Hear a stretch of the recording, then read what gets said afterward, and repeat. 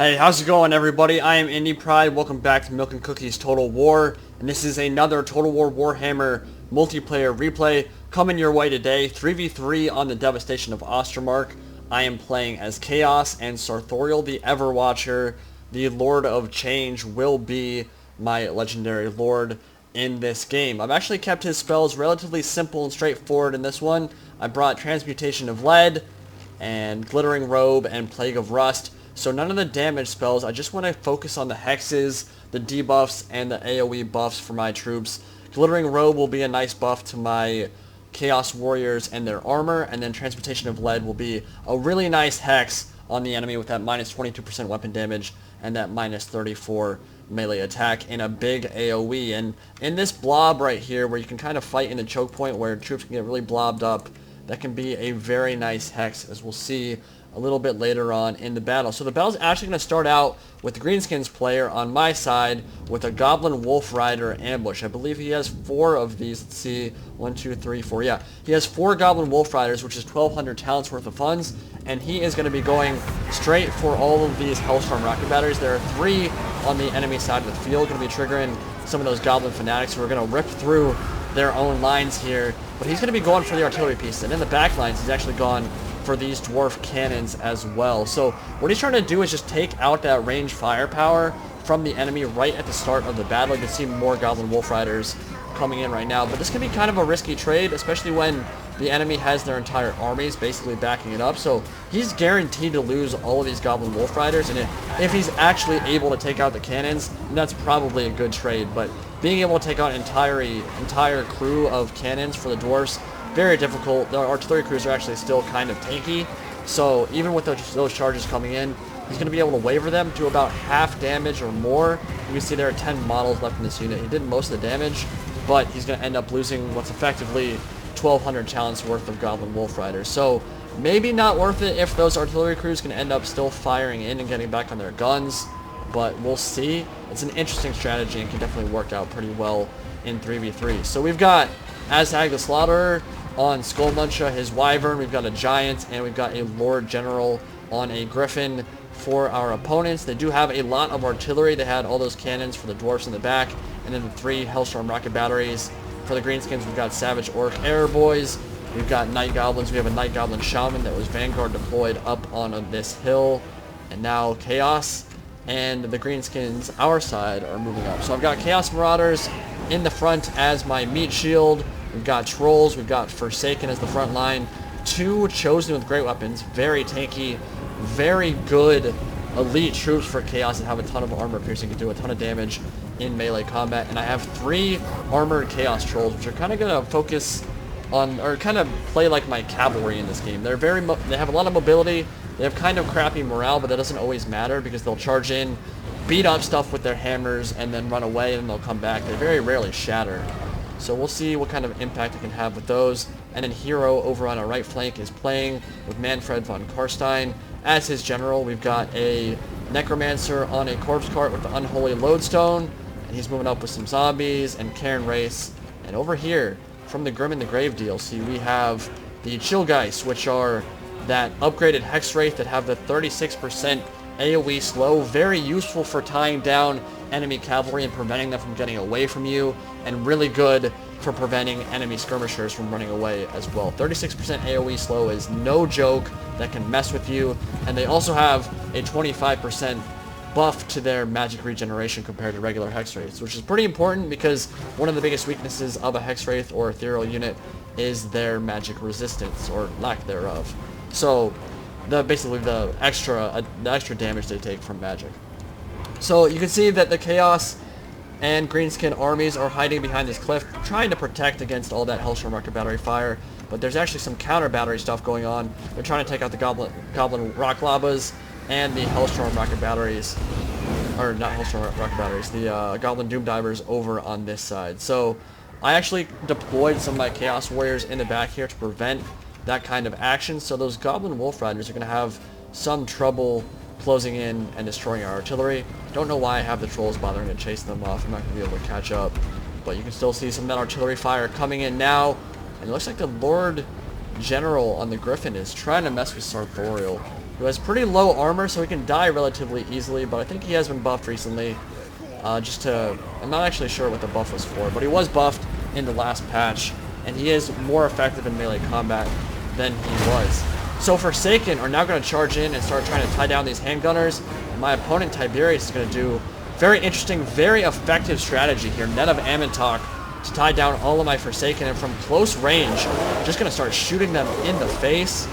Very, very good use of Net of Ammontok there, and all these units that are following up the Marauders, and these other units are coming in and getting tied down by the net as well. So a bunch of just really close range Net of Ammontoks going off, and I am going to cast Glittering Robe to improve their armor and leadership and keep them in the fight a little bit longer, but those Forsaken are still going to die, and that is not ideal. So now the Net of Ammontok is finally worn off. Chaos Marauders and Forsaken going to charge in. Now it looks like Azhag with Skullmuncher is going to charge in and start messing with my Chosen Great Weapons as well. And this is going to be a tough fight for him. He's definitely not going to want to stay in melee for too long there, especially with Sarthorael moving up.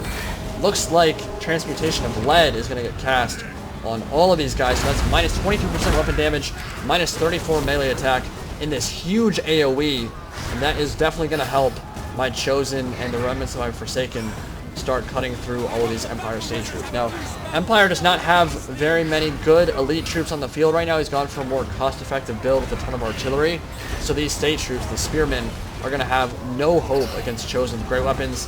I'm going to be able to grind through these guys for a while, and even with a backup from the Wyvern, he's not going to be able to stay in melee for too long here. I think he's going to have to get out relatively soon, or he's going to take too much damage here. So, yeah, you can see Azhag is already close to down to about half HP, and in this blob of troops right here, all these buffs from the Lore of Metal will be very useful. Glittering Robe, again, on my Chosen for up to 35 kills. Handgunner still firing in the back, but let's move over and see what's happening over on this side. So Hero has gone in with the Vampire counts. Some of the Hellstorm rocket batteries are firing in, and the Chill guys have made it into melee, cutting up some of these trolls, especially the Dwarfs, who are just getting vomited on. All these handgunners and quarrelers are just getting completely surrounded by this cavalry superiority and mobility from the Greenskins and from the Vampire counts. And ethereal units have made it into melee as well. So I sent one of my armored troll units over here, and actually, I guess completely forgot about them. They are not in melee combat. They are not doing anything. I'm focusing on the combat that's happening over here.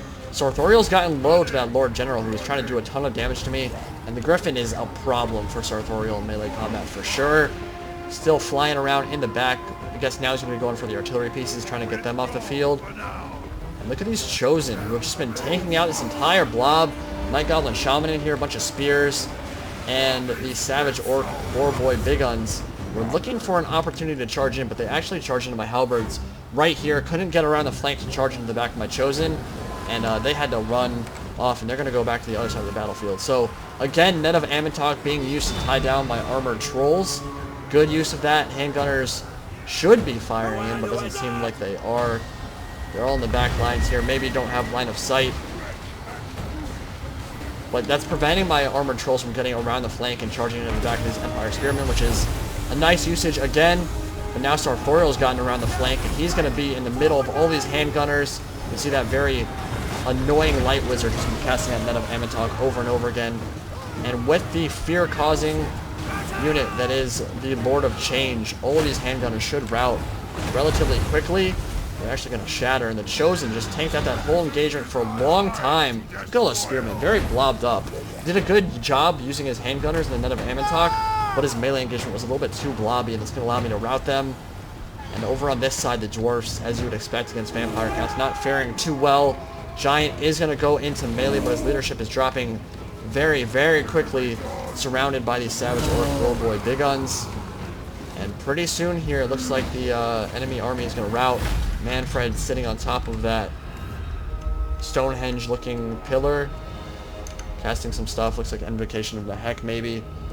And their entire army is going to rout from the field. So that was a really nice use of Net of Ammontok and the Light Wizard. He kept his Light Wizard very cheap. As you can probably guess, it's a very cost-effective strategy, just being able to use the utility from that spell. Maybe bring a Shem's Burning Gaze, although I think that's been nerfed pretty heavily in my testing from what I've seen so far, magic missiles on this patch, the Grim in the Grave DLC patch, definitely seem much less powerful. And so maybe Shem's Burning Gaze not the play, but Net of Amatok, still an amazing spell. One of the few spells in Warhammer that doesn't go for straight DPS, but is very interesting to use. So I wish there were more spells like that in Total War Warhammer. It makes for much more interesting and dynamic play when there's a spell that isn't just a simple like debuff or buff or just straight DPS. It's nice to see those utility spells that can tie down an enemy unit or do something useful like that. I still think there needs to be counterplay in Magic and Warhammer. The fact that there's no dispel mechanic is definitely problematic, considering you can just do whatever spell you want always and there's no repercussions for it. I don't think that's really the best way for Magic to be designed. I think spells should, across the board, be better for the most part, but then there should also be a dispel mechanic where the other player has the ability to prevent that spell from going off. That's how the tabletop worked. That's how it should work in this game, and I look forward to that being implemented at some point, even though I have my doubts that it will. You can see this was actually played on medium unit size, so my army was tiny, but Chaos usually fields really small armies anyway. None of my armored trolls took any damage in this game, didn't do much killing either. Chosen, with great weapons, ripped through a bunch of those spearmen, so they were very useful, and Sarthorael with those buffs, especially Transmutation of Lead on that big blob of Empire troops, was very nice. I was afraid I was going to get 2v1'd in that kind of cliff area on Devastation of Ostermark when all those Savage Orc Boarboy Big Guns came over to charge me. I was really scared, but I kept my halberds in a position where they couldn't get a charge down the hill, and that prevented them from getting around my flank and hitting me in the rear, and my Forsaken got wrecked by the Net of Amatok and the handgunners. Halberds did okay. If we look at Greenskins, artillery did quite a bit of damage actually. You don't see rock lavas brought too much, but they did very well. And that ambush with the Goblin Wolf Riders was alright, not necessarily the most cost-effective trade, but he did tie up those cannons for a while, and that's just as big a deal. If you can prevent them from firing and allow your allies to move up, that's pretty important. He brought some Goblin Big Bosses that didn't do too much. They were on Spiders, I believe. And then Hero with those Chillgeist, the Hexray, 62 kills. Blood Knights with 70 kills.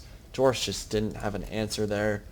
Not the worst army I've seen with the Dwarfs, but not used particularly well, and he didn't get too much help from his team. I think Greenskins, Curtalicious specifically, committed a lot of troops up top and then realized, oh crap, Dwarfs are getting double teamed, need to go help them, and in the end, all those Savage Orc Boarboy Big Guns that came to my side ran back over, and by the time they got over there, it was too late. His whole army had collapsed, and they were surrounded, and the army losses morale penalty kicked in. That prevented them from doing anything. So, hope you guys enjoyed this battle. Again, pretty quick for a 3v3, but was enjoyable for me nonetheless, and you got to see some nice light, Lore of Light magic going off, and I thought that was interesting. So, again, hope you guys enjoyed it. I'll bring you some more content very soon. Indie Pride signing out.